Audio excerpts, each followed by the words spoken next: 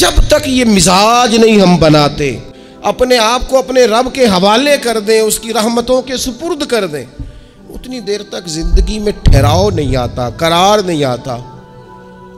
مشکات میں موجود ہے، اللہ کے پیارے رسول صلی اللہ تعالی علیہ وسلم تیمارداری کے لیے گئے تو صحابہ کرام فرماتے ہیں وہ بندہ نا اتنا پتلا نحیف اور لاغر ہو گیا تھا جس طرح چڑیا کا بچہ ہوتا ہے، کمزوری ضعف طاری تھا۔ تو محبوب کریم نے اسے دیکھا تو بڑے کریمانہ انداز میں کریم فرمانے لگے، تو کوئی دعا نہیں مانگتا، تو عافیت نہیں مانگتا اللہ سے؟ عرض کی یا رسول اللہ صلی اللہ تعالی علیہ وسلم، میں نے اپنے رب کی بارگاہ میں عرض کی ہے مالک قیامت کا عذاب بڑا سخت ہے، میں نہیں برداشت کر سکتا، تو نے اگر مجھے کوئی سزا دینی ہے تو یہیں دے لے، قیامت کو نہ دینا۔ تو کہتے محبوب فرمانے لگے سبحان اللہ، او خدا کے بندے تو رب کی سزا دنیا میں بھی نہیں سہ سکتا، اللہ سے یہ بھی سوال نہ کر، تو رب سے کہہ ربنا آتنا فی الدنیا حسنۃ وفی الآخرۃ حسنۃ وقنا عذاب النار۔ تو رب سے دنیا میں بھی حسنہ مانگ، بھلائی مانگ، تو آخرت کے لیے بھی بھلائی مانگ، تو اس سے عافیت کا سوال کر۔ تو نے یہ سوال کیوں کیا؟ عرض کی یا رسول اللہ کرم ہو گیا ہے، مجھے سمجھ آ گئی، اب میں اسی طرح ہی کروں گا۔ عزیز دوستو، ہم کہاں سہ سکتے ہیں؟ ہم دنیا میں رب کی سزا ہم نہیں سہ سکتے، ہم کمزور ہیں، تو گرمی نہیں سہ سکتے، شدید سردی نہیں سہ سکتے، شدت کی بھوک لوگ نہیں سہ سکتے، کوئی آزمائش نہیں سہ سکتے۔ وہ جو لوگ بعض اوقات کہہ دیتے ہیں نا جی فلاں چیز ہمارے اعمال کا نتیجہ ہے، تو میں کیا کرتا ہوں، نہ کو یار ہم تو یہ بھی نہیں سہ سکتے، ہم کہاں برداشت کر سکتے ہیں، ہمیں تو وہ معاف ہی فرمائے، ہم حساب والے ہیں ہی نہیں، ہم تو صرف معافی والے ہیں۔ ہم سے نہ حساب پوچھے، اس نے حساب پوچھا تو پھر تو بڑی مشکل ہو جائے گی، اگر اس نے حساب پوچھا تو بڑی رسوائی ہو جائے گی، اگر حساب پوچھا تو مشکلات سامنے دکھائی دینے لگ جائیں گی۔ ہم سے تو وہ درگزر والا معاملہ کرے، ہم سے تو وہ کہے جا میں نے محبوب کے صدقے تجھے معاف کیا، جا تیرے لیے رحمت اور بخشش والا فیصلہ کیا۔ وہ کوئی سبب اس کی رحمت کسی سبب کو دیکھ لے اور درگزر کر لے۔ ہارون رشید نا اپنے محل کی چھت پہ ٹہل رہا تھا، سب سے اوپر والے چوارے پر، نیچے سے حضرت بہلول دانا گزر رہے تھے، اوپر اس کے ساتھ سپاہی بھی تھے، گن مین بھی تھے۔ اس نے کہا یہ بابا تو ذرا اوپر اٹھاؤ۔ انہوں نے ایک ڈولی، ایک ٹوکری سمجھ لیں، اس کو رسیاں باندھ کے نیچے پھینکا۔ نیچے جو سپاہی تھے ان کو کہا کہ یہ بابا جی کو پکڑ کے اس میں بٹھاؤ۔ انہوں نے جبرن تھاما بابا جی کو، اس میں ڈالا، اوپر والوں نے کھینچ لیا۔ 2-3 منٹ لگے۔ ہارون رشید کے سامنے حضرت بہلول دانا پہنچ گئے تو تھوڑے ناراض بھی ہوئے کہ یہ کوئی طریقہ تو نہیں نا بلانے کا۔ ملاقات ہوئی تو کہا کیوں بلایا؟ کہنے لگا ایک مسئلہ پوچھنا تھا۔ فرمانے لگے بادشاہ ہے نا، تیرے مسئلے پوچھنے کا بھی اپنا ہی انداز ہے، پوچھ مسئلہ۔ کہنے لگا بابا پوچھنا تھا کہ آپ اللہ تک کیسے پہنچے؟ حضرت بہلول دانا چپ کر گئے۔ 2-4 منٹ کے بعد کہنے لگے جس طرح ابھی زمین سے تیرے تک نہیں پہنچا، بالکل اسی طرح پہنچ گیا اور رب کریم کی بارگاہ تک، اور وہ بھی جو اس نے کرم فرمایا ہے، ورنہ میں تو نہیں سمجھتا کہ میں پہنچ گیا، وہ بھی اگر تیری خوش گمانی ہے۔ ہارون رشید کہنے لگا مجھے سمجھ نہیں آئی۔ فرمانے لگے تو بادشاہ جو ہے، اتنی جلدی کیسے سمجھ میں آئے گی تجھے بات؟ فرمانے لگے اگر میں تجھ سے ملنا چاہتا نا تو میں ایک درخواست لکھتا، پھر کسی وزیر سے سفارشی سائن کراتا، پھر وہ جمع کراتا، پھر مجھے ٹائم ملتا کہ فلاں دن فلاں تاریخ فلاں ٹائم آ جانا، پھر آ کے میں لائن میں لگتا۔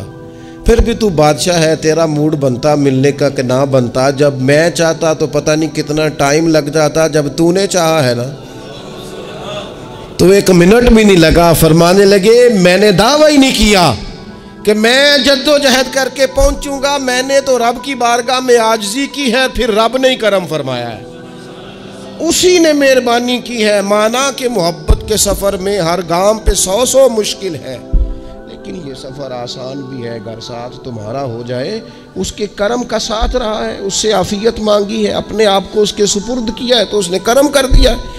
ہم اگر اپنے مالک کی طرف رجحان کریں اور اللہ نے جو ہمیں شعور دیا ہے اس شعور کو لے کر اللہ کی بارگاہ کی طرف بڑھیں۔ آپ یقین کریں کعبۃ اللہ میں جا کر بھی، بیت اللہ شریف کا طواف کر کے بھی، حجر اسود کے بوسے کے بعد بھی، مقام ابراہیم پر نفل پڑھنے کے بعد بھی، حتیٰ کہ نبی اکرم صلی اللہ علیہ وسلم کی بارگاہ عالی مرتبت کی حاضری کے دوران بھی اللہ ماشاءاللہ لوگ دنیا ہی مانگتے رہتے ہیں۔ میرا فلانا کام ہو جائے، میرے بچوں کے معاملات سنور جائیں، فلاں کا مستقبل بہتر ہو جائے۔ دنیا کی خیر اللہ سے مانگنا برا نہیں، لیکن صرف دنیا ہی مانگنا اور اپنی آخرت کو فراموش کر دینا۔ اللہ فرماتے ہیں وَالْآخِرَةُ خَيْرٌ وَأَبْقَىٰ، آخرت تمہارے لیے بہتر بھی ہے اور ہمیشہ باقی رہنے والی بھی۔ قرآن مجید نے سورہ بقرہ کے اندر قریش مکہ کی اس عادت کا ذکر کیا ہے۔ فرمایا جب وہ حج کرتے تو ان کا طریقہ یہ تھا کہ وَمِنَ النَّاسِ مَن يَقُولُ رَبَّنَا آتِنَا فِي الدُّنْيَا، ان میں سے کچھ لوگ یہ کہا کرتے تھے کہ یا اللہ ہمیں دنیا عطا کر دے، ہمیں دنیا دے دے۔ رب فرماتا ہے وَمَا لَهُ فِي الْآخِرَةِ مِنْ خَلَاقٍ، ان لوگوں کا آخرت میں کوئی حصہ نہیں۔ مانگی بھی ہے تو صرف دنیا، حج کر کے بھی دنیا، اللہ کے گھر جا کے بھی دنیا، شیخ کا بیعت ہو کے بھی دنیا، دینی محفل سے مراد بھی یہ، دینی اجتماعات کر کے بھی، دینی مدارس قائم کر کے بھی، خانقاہ کا مسجد کا ماحول بنا کے بھی، اس سے بھی مطالبہ فقط دنیا کا۔ ان کفار کی اس عادت کو ذکر کر کے ہمیں سمجھایا گیا کہ جو فقط دنیا مانگتا ہے اس کا آخرت میں کوئی حصہ، اور فرمایا کچھ لوگ ایسے ہیں وَمِنْهُمْ مَنْ يَقُولُ رَبَّنَا آتِنَا فِي الدُّنْيَا حَسَنَةً، اچھا انہوں نے دنیا بھی مانگی تو صرف دنیا مانگی، حسنہ نہیں مانگی۔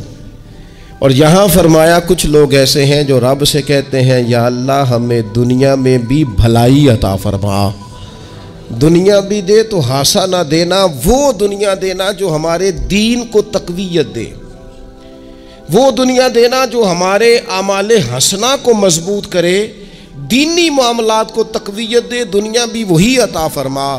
اور ساتھ کہتے ہیں وَفِي الْآخِرَةِ حَسَنَةً، یا اللہ ہمیں آخرت میں بھی بھلائی ہی عطا فرما، وَقِنَا عَذَابَ النَّارِ، اور ہمیں دوزخ کے عذاب سے بچا، اولئک لہم نصیب مما کسبوا، فرمایا ایسوں کو ان کی کمائی ہی ملے گی، جو انہوں نے کیا ہے وہ خوش نصیبی انہیں ضرور میسر آئے گی، چونکہ دنیا بھی مانگ رہے ہیں، آخرت بھی مانگ رہے ہیں۔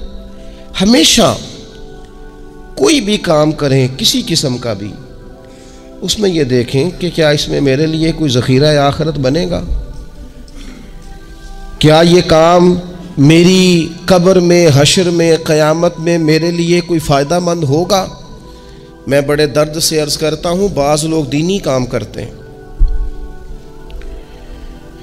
اور ان سے جب سوالات کیے جاتے ہیں تو وہ بعض اوقات تکلیف دہ معاملہ ہو جاتا ہے کہ اس دینی کام کے پیچھے بھی وہ والا خلوص نہیں جو ایک مسلمان کا رب اور رسول کے ساتھ ہونا چاہیے، اس دینی کام کے پیچھے بھی کچھ دنیاوی مقاصد موجود ہیں۔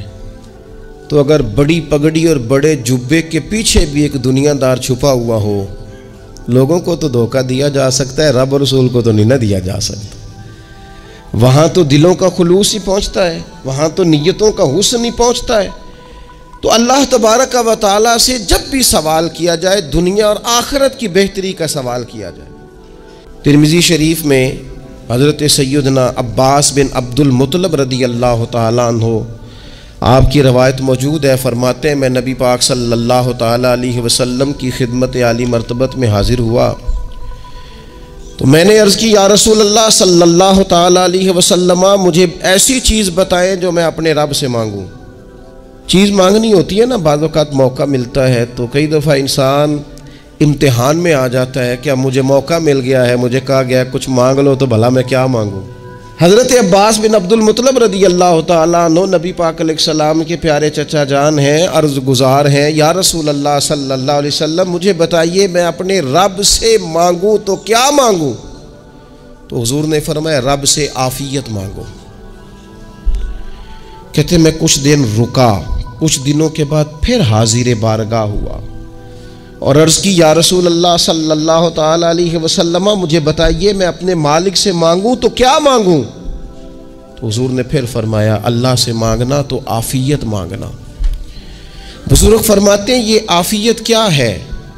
عافیت یہ ہے کہ یا اللہ ظاہری پریشانیاں، باطنی پریشانیاں، اے اللہ ظاہر کے میل کچیل بھی دور ہو جائیں، باطن کے بھی دور ہو جائیں، اے اللہ ہر معاملے میں، ہر آزمائش میں، ہر دکھ میں ہمیں تیری پناہ نصیب ہو جائے۔ یہ عافیت ہے۔ اور صوفیہ کرام فرماتے ہیں عافیت سے بڑی نعمت کوئی نہیں اگر کسی کو میسر آئے تو، عافیت سے بڑا حسن کوئی نہیں اگر کسی شخص کو یہ نصیب ہو جائے۔ اور ایک اللہ والے نے تو ایک اور بڑا خوبصورت ترجمہ یہاں کیا ہے، وہ کہتے ہیں عافیت کا مطلب ہے دل کا قرار، عافیت کا مطلب ہے باطن کا سکون، عافیت کا مطلب ہے انسان کے مزاج کا حوصلہ، ٹھنڈک، بردباری۔ جس بندے کو عافیت نصیب ہو جاتی ہے گویا اللہ اسے سکون کی دولت عطا فرما دیتا ہے، تھوڑے پیسوں میں بھی سکون، بغیر شہرت کے بھی سکون، کوئی بات مان لے تب بھی سکون، کوئی دھتکار دے پھر بھی سکون، لوگوں کی گڈ بک میں ہو پھر بھی سکون، اور اگر لوگ سارے مخالفت میں آ جائیں تو چونکہ اللہ نے عافیت دی ہے پھر بھی سکون۔ اللہ تعالیٰ نے ان لوگوں کو قرار کی دولت، اللہ سے عافیت مانگی جائے، اس میں دنیا کی بھی بھلائی شامل ہے، آخرت کی بھی بھلائی شامل۔ نبی اکرم صلی اللہ تعالیٰ علیہ وسلم توجہ دلاتے کہ اللہ سے تم عافیت مانگو۔ وہ قرآن مجید کی آیت کا ترجمہ کرتے ہیں نا اعلیٰ حضرت اہدنا الصراط المستقیم، یا اللہ ہمیں سیدھی راہ پہ چلا۔ بہت سارے مفسرین نے کہا اے اللہ ہمیں سیدھا راستہ دکھا، فرماتے ہیں اے اللہ ہمیں سیدھی راہ پر چلا۔ تو کسی نے کہا حضور یہ چلا اور دکھا میں کیا فرق ہے؟ فرمانے لگے دکھانے کا مطلب یہ ہوتا ہے کہ کسی نے پوچھا میں نے گجرانوالہ جانا ہے، تو دکھانا یہ ہے کہ اسے کہا یہاں سے باہر نکلو، روڈ پہ چڑھ جاؤ، سیدھے جاؤ گے، ایک پول آئے گا اسے کراس کرنا، نیچے اترنا، وہاں سے شہر شروع ہو جائے گا۔ پھر اس نے اگر کوئی اندرونی جگہ شہر کی پوچھ لی تو اس کو کہا کہ رائٹ ہو جانا، پھر لیفٹ ہو جانا، پھر آگے کسی سے مزید۔ یہ ہے راستہ دکھانا، اور ایک ہے چلانا۔ اس نے کہا میں نے گجرانوالہ جانا ہے، تو اس نے کہا ساتھ بیٹھنا میری گاڑی پہ، جہاں تو نے جانا ہے میں چھوڑ کے آتا ہوں۔ یہ راستے پہ چلانا ہے، یہ مقام تفکر ہے، آپ اس پر غور فرمائیں گے۔ کہتے ہیں یا اللہ تو ہمیں راستہ دکھائے گا اور دکھاتا ہے، لیکن چاروں جانب شیطان بھی تو بیٹھا ہے نا، فتنے بھی تو ہے نا، تو اگر تیری رحمت ساتھ ساتھ رہے، مانا کہ محبت کے سفر میں ہر گام پہ 100 مشکل ہے، لیکن یہ سفر آسان بھی ہے اگر ساتھ تمہارا ہو جائے۔ ایک بزرگ تھے ہر وقت اللہ سے عافیت مانگتے تھے، ہر وقت اللہ سے عافیت مانگتے تھے، ہر وقت عافیت مانگتے تھے۔ لوگوں نے پوچھا، لوگ ان کو صالح جانتے تھے، نیک سمجھتے تھے کہ حضور آپ اور کوئی دعا مانگتے نہیں، عافیت ہی مانگتے ہیں۔ فرمانے لگے میں مانگا کرتا تھا شروع میں، بعد میں خیال آیا اور بھی دعائیں مانگا کرتا تھا، یہ احساس بعد میں نصیب ہوا۔ فرماتے میں مزدوری کرتا تھا، مال برداری کرتا تھا، ایک جگہ پہ ڈیوٹی کر رہا تھا تو تھک گیا، اور وہ جو کام لینے والے لوگ تھے ان کے رویہ بھی بڑا ترش تھا، تکلیف ہوئی، تو میں نے اپنے مالک کی بارگاہ میں عرض کی مالک اگر 2 روٹی بغیر مجھے مشقت کے مل جائے دن میں تو تیری بارگاہ تو بڑی کریم ہے۔ کہتے ہیں میں نے یہ دعا مانگ لی، ذرا میں تھوڑا آگے بڑھا تو 2 بندے آپس میں لڑ رہے تھے، میں ان کی صلح کرانے کے لیے، انہیں بچانے کے لیے آگے بڑھا، تو میں جس کو چھڑا رہا تھا دوسرے نے میرے اوپر ضرب لگا دی، میرا بھی سر پھٹ گیا۔ تھوڑی دیر کے بعد وہاں پولیس آ گئی، وہ تینوں کو لڑنے والا سمجھ کے اٹھا کے لے گئے، مجھے جیل ہو گئی۔ 2 روٹیاں بغیر مشقت کے روز ملنی شروع ہو گئی۔ دعا مانگی تھی نا کہ یا اللہ 2 روٹیاں مل جائے نا بغیر مشقت کے، کہتے ہیں وہ 2 روٹیاں روز ملتی، کوئی کام نہیں کرنا پڑتا تھا، پر جیل ہو گئی۔ فرماتے میں بڑا پریشان تھا، روز روٹیاں پابندی سے آتی اور بہترین آتی، کھانا ملتا۔ پھر کچھ عرصے کے بعد میں نے سوچا کہ یار یہ دعا تو قبول ہو گئی نا تیری، اب تو اگر اس پر کوئی الگ بات کرے گا تو وہ تو غلط کرے گا۔ کہتے ہیں پھر خود ہی میرے دل میں اللہ نے بات ڈالی اور میں نے عرض کی مالک 2 روٹیاں نہیں، مجھے تو عافیت چاہیے، مجھے تو عافیت دے، میرے اوپر تو کرم فرما، تو نظر رحمت کر، جے ایک قطرہ بخشے مینوں۔ ایک جے ایک قطرہ بخشے مینوں تے کام بن جاندا ہی میرا، مہربانی کر عافیت عطا کر۔ فرماتے پھر خدا نے کرم کیا، کہاں سے اسباب بنے میرے جیل سے چھوٹنے کے، کون کون میرے ضمانتی بنے اللہ ہی جانتا ہے۔ فرماتے ہیں دروازے بھی کھل گئے، رزق بھی ملتا ہے، صحت بھی میسر ہے، سجدہ بھی کر لیتا ہوں، سویرے تلاوت بھی کرتا ہوں، شام کو مدینے والے کی بارگاہ میں رج کے درود و سلام بھی عرض کرتا ہوں، میں ممکن ہوتا ہے تو کسی غریب کی داد رسی بھی کرتا ہوں۔ اب سمجھ آئی ہے ربنا آتنا فی الدنیا حسنۃ وفی الآخرۃ حسنۃ وقنا عذاب النار۔ اب سمجھ آئی ہے رب سے جب بھی مانگنا ہے عافیت ہی مانگنی ہے، اس سے کرم مانگنا۔ ہم نے محدود دعائیں رکھی ہوئی ہیں، محدود، وہ جی فلانا کام میرا ہو جائے تو بھئی وہ ایک ہو گیا، اس کے بعد پھر نئی ٹینشن بن جائے گی۔ نہیں، میں جی بچوں کی شادی کر لوں جی پھر میں فارغ ہوں۔ آپ شادی کر کے دیکھیں لاگو پتہ جائے گا کیسے فارغ ہوتے ہیں۔ آپ یہاں رکتے کیوں ہیں؟ آپ خدا سے عافیت کیوں نہیں طلب کرتے؟ اس کی بارگاہ سے وہ کیوں نہیں مانگتے کہ جو ایک قطرہ ملے تو دنیا اور آخرت کے سارے کام ہو جائے؟ اس سے اس کی رحمت کا سوال کرے، اس سے اس کے کرم کا سوال کرے۔ اللہ کی بارگاہ میں بھی حاضر ہونا اور جچی تلی اور جناب ناپ تول کر اور محدود چیزوں کا سوال کرنا، مالک سے مانگے، اور وہ جب دیتا ہے تو دیتا بھی بے حساب ہی ہے۔ وہ جب عطا کرتا ہے تو کرم کے دروازے کھول کے عطا کرتا ہے، ورنہ تو ایک الجھن سے انسان نکلتا ہے دوسری میں الجھ جاتا ہے، ایک گتھی کو سلجھاتا ہے۔ پھر اقبال رو پڑے تھے، کہنے لگے میں عقل کی گتھیاں سلجھا چکا ہوں، یا رب مجھے صاحب جنوں کر دے۔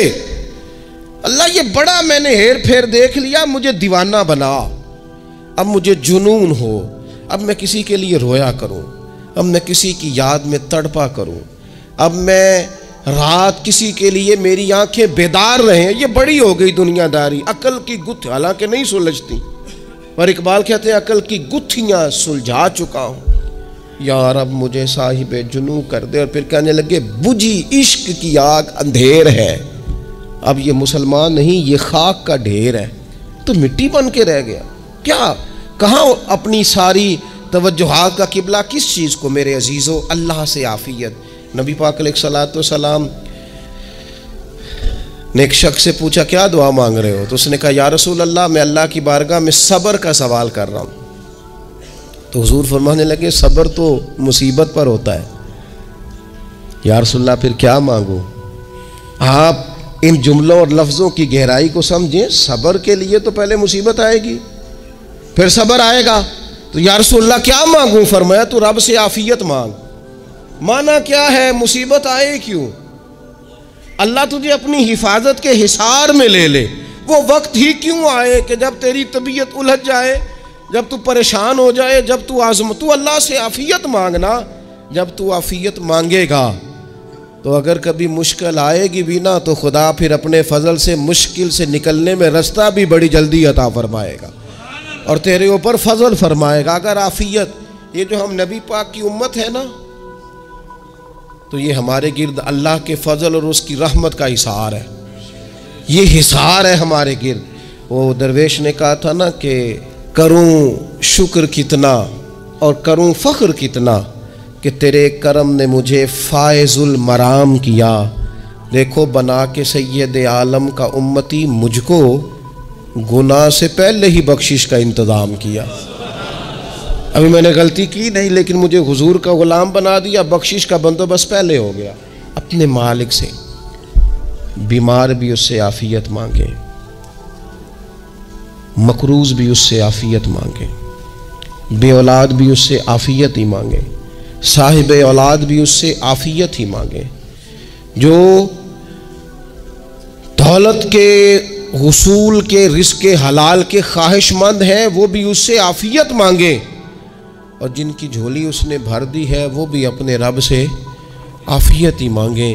مالک سے جب سوال کریں، ایک بزرگ تھے انہوں نے تو اپنی انگوٹھی میں لکھوا لیا تھا کہ یا اللہ مجھے عافیت عطا فرما، مگر جب بھی دیکھتا ہوں یاد آ جاتا ہے کہ اللہ سے عافیت مانگنی۔ اپنے مالک کی بارگاہ کے اندر دیکھو، میں نے دیکھا ہے وہ کسی نے کہا تھا کہ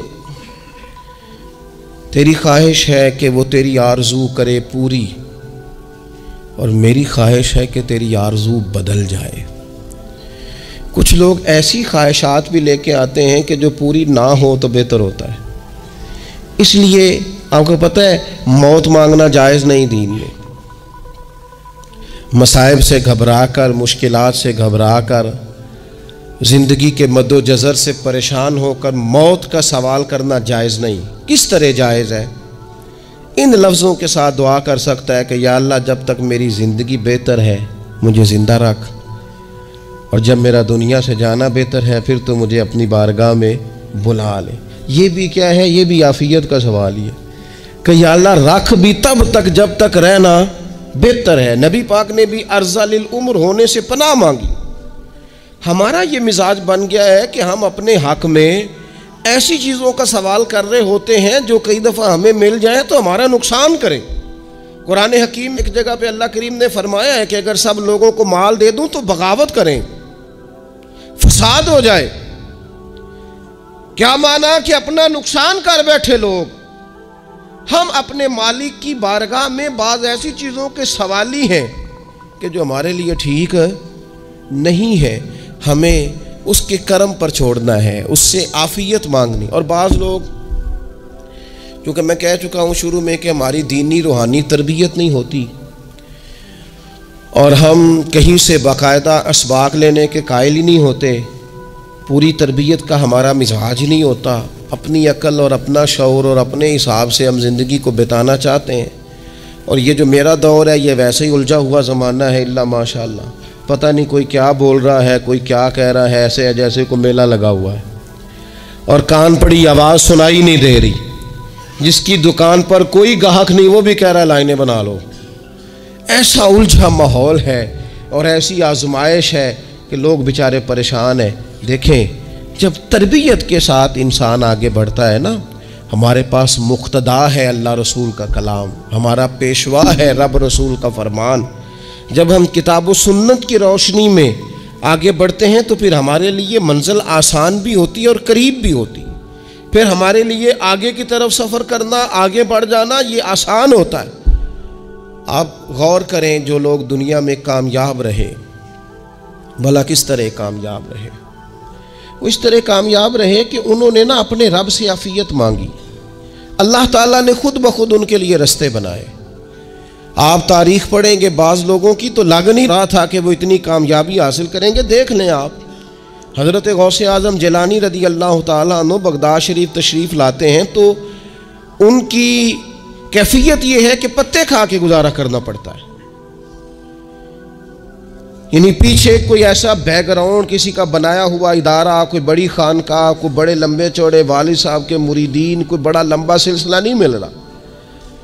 ان کو بظاہر پتے کھا کے گزارا کرنا پڑتا ہے، لیکن چونکہ وہ نکلے ہیں اللہ کی مدد کے ساتھ، انہیں اللہ نے تائید دی ہے، فضل فرمایا ہے، تو نتیجہ یہ نکلا ہے کہ 70 ہزار بندہ ایک ایک وقت میں تربیت لینے کے لیے ان کے سامنے موجود ہے۔ یہ اللہ نے اسباب بنائے ہیں، کیونکہ جب رب عافیت عطا کرتا ہے تو پھر اللہ اسباب بھی پیدا فرماتا ہے۔ ہمارا ذہن تو تھک جاتا ہے سیاست کرتے کرتے، ہم تو جناب پوری ترتیب سے ہمیں سلیقہ آتا ہے کس طرح کر کے کس بندے کو کیسے قائل کرنا، پورے طور پر ہم وہ ساری زندگی سیاست کرتے رہتے ہیں۔ وہ خاندانوں میں بھی چلتی ہے، گلی محلے میں بھی چلتی ہے، دوستوں میں بھی چلتی ہے، اور بعد میں پتہ چلتا ہے کہ یہ پتے کھیل کون رہا تھا، اصل میں صلح کرانے والا تھا کہ لڑائی کرانے والا تھا، یہ سب کا خیر خواہ تھا، یہ سب کی ذہن کے اندر فطور کی آمیزش ہی اس شخص کی وجہ سے تھی۔ ہم چونکہ وہ خاص عافیت اللہ سے نہیں مانگتے، ہماری مخصوص سیاست ہوتی ہے سبھی کو راضی رکھو، اس کا نتیجہ یہ نکلتا ہے کہ ایک ٹائم آتا ہے کوئی بھی راضی نہیں رہتا۔ ہمارا نا جی کیونکہ سب سے بڑا مسئلہ روحانی تربیت کا ہے، ہمارے ہاں باتیں ڈھیر سارے لوگوں کو آتی ہیں اور بہت زیادہ آتی ہیں، منصوبہ بندی کرنا، پلاننگ کرنا، اپنے معاملات کو خود سے کیسے لے کے چلنا ہے، کیسے ٹھیک کرنا ہے، اپنے حق میں دنیا کو کس طرح قائل کرنا ہے، یہ ڈھیر سارے لوگوں کو آتا ہے، اور اپنے حق میں دلائل کس طرح قائم کرنے ہیں، اس میں بہت سارے لوگ خود کفیل ہوتے ہیں، انہیں کسی سے مشاورت کی بھی ضرورت نہیں ہوتی، لیکن اللہ کی بارگاہ سے اپنا رشتہ کیسے جوڑنا ہے، مالک سے کرم کا سوالی کس طرح کر کے ہونا ہے، اللہ سے عافیت کا سوال کیسے کرنا ہے، یہ چونکہ روحانی تربیت میں ہمارا مزاج نہیں ہوتا، لہذا ہم اس طرف جاتے نہیں. ہم وہ اپنی مرضی کی چیزیں، یعنی وظیفہ پوچھ کے گئے ایک صاحب، کچھ عرصے کے بعد آئے ہیں تو آ کے کہتے ہیں مولانا صاحب، پیر صاحب یا قاری صاحب یا فلاں صاحب، کسی سے بھی پوچھ کے گئے، کس چیز کو نیک آدمی جانا، پھر لوٹ کر آ کے کہتے ہیں کہ آپ نے وظیفہ بتایا تھا پر کام کوئی نہیں ہوا.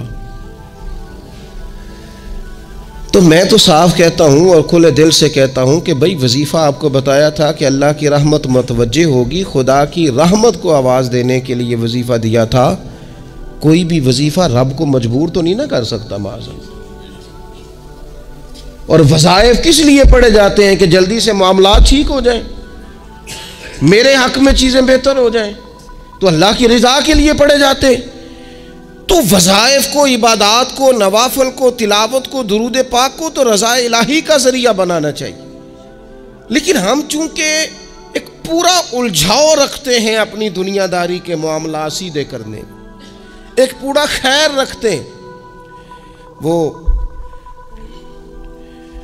لوگ ملتے رہتے ہیں مختلف بزرگوں کی نسبت کے تعلق سے، تو بعض جگہوں پہ بعض لوگ بڑے تیز ہوتے ہیں، یعنی ان سے آپ کی ملاقات ہوتی ہے تو بندے کو محسوس ہوتا ہے کہ یار اسے تو پہلے ساری باتوں کا پتہ ہے، اور کئی دفعہ ان سے ملنے کے بعد احساس ہوتا ہے کہ یار اس سے تو تھوڑا سیکھ ہی لیتے تو بہتر تھا، یہ تو بات بڑی آگے نکل گئی. سارا پتہ ہوتا ہے، باشعور ہوتے ہیں، لیکن ڈر آتا ہے اللہ سے. اتنا باشعور آدمی، سمجھدار، پنچایت، پریا، لوگ، دین، دنیا سارا پتہ ہے، نماز کا ٹائم آ گیا تو وہ چھپتا پھرتا ہے. اس کی طبیعت پر بوجھ بن رہا ہے معاذ اللہ اللہ کے حضور حاضر ہونا. اسے خیر کا کام کرنا پڑ رہا ہے تو وہ ادھر ادھر نکلتا جا رہا ہے. تو سوال یہ ہے کہ پھر یہ شعور کا کیا مطلب رکھا ہوا ہے ہم نے؟ پھر اللہ سے دعا کرنے کی ضرورت نہیں. وہ حضرت عارف رومی رحمۃ اللہ تعالی علیہ فرمایا کرتے تھے بعض لوگوں کو رب سارا کچھ دیتا ہے، سجدے کی توفیق نہیں دیتا.